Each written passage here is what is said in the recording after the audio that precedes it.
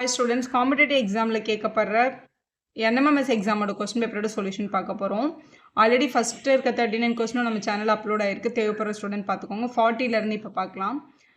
சனிக்கிழமை கொண்டு தொடங்கும் 30 நாட்கள் கொண்ட ஒரு மாதத்தில் இரண்டாவது சனிக்கிழமை மற்றும் நான்காவது சனிக்கிழமைகள் விடுமுறை எனில் அம்மாதத்தில் உள்ள வேலை நாட்கள் எத்தனை அப்படின்னு கேட்டிருக்காங்க. மொத்தம் 30 டேஸ் இருக்குது. அதில் எவ்ரி சண்டே ஹாலிடே, அது மட்டும் இல்லாமல் செகண்ட் ஃபோர்த்து சாட்டர்டே மட்டும் ஹாலிடேனா இப்போ எத்தனை ஒர்க்கிங் டேஸ் வரும் அப்படின்னு கேட்டிருக்காங்க. இப்போ சாட்டர்டேல ஸ்டார்ட் ஆகுதுன்னு வச்சுக்கோங்களேன். எப்போவுமே அதே டே வரணும் அப்படின்னா நீங்கள் +7 ஆட் பண்ணணும். இப்போ 1 சாட்டர்டேனா அடுத்து 8 சாட்டர்டே, அப்புறம் 15 சாட்டர்டே, +7 ஆட் பண்ணி தான் அதே டேயோட நெக்ஸ்ட் வீக் நம்ம பார்க்கணும். இப்போ இதில் மந்த் சாட்டர்டேல ஸ்டார்ட் ஆகுது அப்படின்னு சொல்லியிருக்காங்களா. அப்போ சாட்டர்டேஸ் டே 1 வரும். 1 கூட 7 ஆட் பண்ணும்போது 8, அதுக்கப்புறம் 15, அதுக்கப்புறம் ஒரு 7 ஆட் பண்ணும்போது 22, 22 கூட ஒரு 7 ஆட் பண்ணும்போது 29 கிடச்சிருக்கும் உங்களுக்கு. அப்போ சண்டேயோட டேட்ஸ் எல்லாம் பாருங்களேன். இப்போ 1ஆம் தேதி சண்டேனா சண்டே கண்டிப்பாக 2, 9, 16, 23, 30 இது எல்லாம் சண்டேஸ். ஓகேவா. இதில் அவங்க லீவுன்னு சொல்கிறது எல்லா சண்டேவும் ஹாலிடேஸ் அப்படின்னு சொல்கிறாங்க. அப்போ 5 சண்டே வருது, 5 சண்டேவும் ஹாலிடேஸ். அதுமாரி சாட்டர்டேயில் செகண்ட் சாட்டர்டேவும் ஃபோர்த்து சாட்டர்டேவும் மட்டும்தான் ஹாலிடேஸ் அப்படின்னு சொல்லியிருக்காங்க. அப்போ 2 சாட்டர்டேஸ் இருக்குது, 4 சண்டேஸ் இருக்குது. அப்போ டோட்டலாக லீவ் டேஸ் 7 டேஸ். மொத்தமாக அந்த மந்தில் 30 டேஸ் இருக்குதுன்னு சொன்னாங்க. அதில் லீவு மட்டும் 7 டேஸ் போகுது. அப்போ ரிமைனிங் ஒர்க்கிங் டேஸ்ன்னு பார்க்கும்போது 23 டேஸ் வரும். தேர்ட் ஆப்ஷன் தான் உங்களோட கரெக்டான ஆப்ஷன். அடுத்து பாருங்கள், என்ன group of cows and hens if the number of legs are 14 more than twice the number of heads, then find the number of cows are there அப்படி கேட்குறாங்க. இப்போ இங்கே பாருங்களேன், கவுஸை நான் சீன்னு எடுத்துக்கிறேன். இப்போ ஹென்ஸ் ஹெச் நம்ம எடுத்துக்கலாம். ஃபார் எக்ஸாம்பிள் ஒரு ஆல்ஃபபெட்டுக்காக இது சி, இது ஹெச். முதல்ல கொஸ்டினில் நம்பர் ஆஃப் லெக்ஸ் கேட்டிருக்காங்க. நம்பர் ஆஃப் லெக்ஸை பற்றி கொஸ்டின் இருக்குது. இப்போ கவுக்கு ஒரு கவுக்கு 4 லெக்ஸ் அப்படின்னா இப்போ சி நம்பர் ஆஃப் கவுஸ் அங்கே இருக்குன்னு வச்சுக்கலாம்.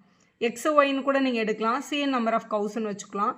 அப்போ ஒரு கவுக்கு 4 லெக்ஸ் அப்படின்னா சி நம்பர் ஆஃப் கவுஸ்க்கு 4C அப்படின்னு வச்சுக்கோங்க. அதே மாதிரி ஹென்னுக்கு 2 லெக்ஸ் இருக்குது. அங்கே எத்தனை ஹென்ஸ் இருந்தது? ஹெச் ஹென்ஸ் இருக்குன்னு வச்சுக்கோங்களேன். அப்போ நம்பர் ஆஃப் லெக்ஸ்ன்னு பார்க்கும்போது 2H கிடைக்கும் நமக்கு. ஸோ இது number of Lex.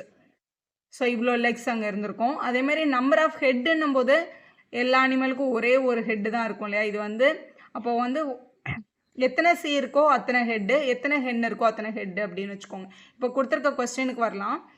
The number of legs are 14 more than twice the number of heads அப்படின்னு கொடுத்துருக்காங்க. இந்த நம்பர் ஆஃப் லெக்ஸோட கவுண்ட் இருக்குல்ல, அந்த 4C + 2H இது எப்படி இருந்ததுன்னா 14 more than twice the number of heads. ட்வைஸ்னா 2 டைம்ஸ். நம்பர் ஆஃப் ஹெட்ன்றது C + H, எத்தனை கவோ எத்தனை ஹென்னோ அதோட கவுண்ட்டுன்னு வச்சுக்கோங்க.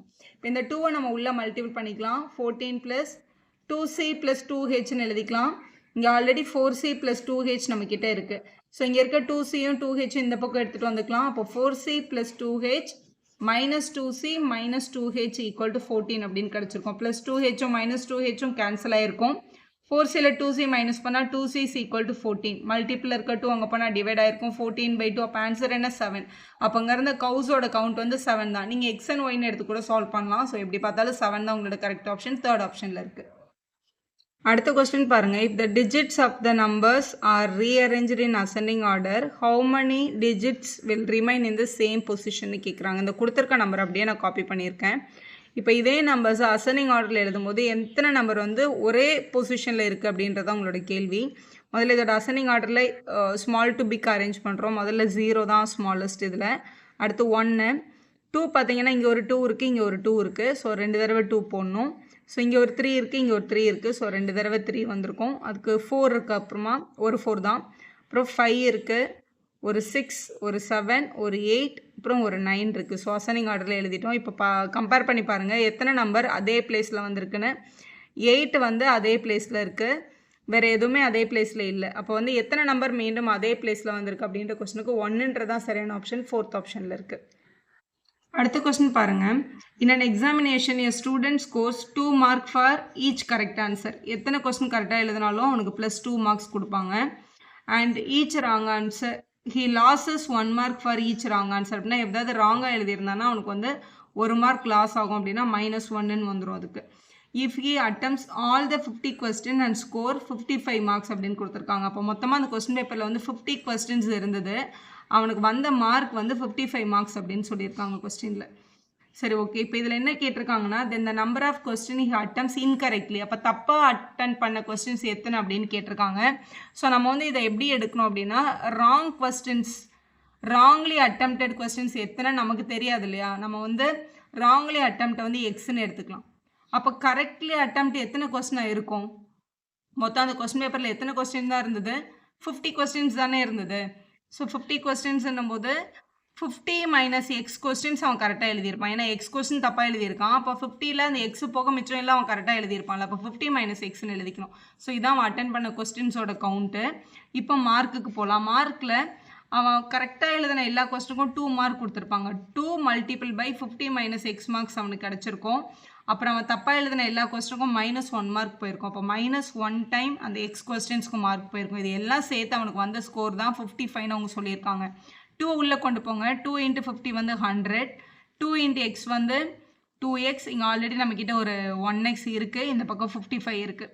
இங்கே இருக்கிற +55 அங்கே எடுத்துகிட்டு வந்துட்டோம்னா -55 ஆகிடும். ஆக்சுவலாக இது 100 - 3x ஈக்குவல் டு 55 அப்படின்னு இருக்குது. -3xன்றது அந்த பக்கம் எடுத்துகிட்டு போனால் +3x ஆகிருக்கும். 100 இங்கே வந்தால் மைனஸ் ஆகிருக்கும். ஸோ இது -55, இங்கே வந்து 3x. இதை மைனஸ் பண்ணிட்டோம் அப்படின்னும் போது 45 கிடைக்குது.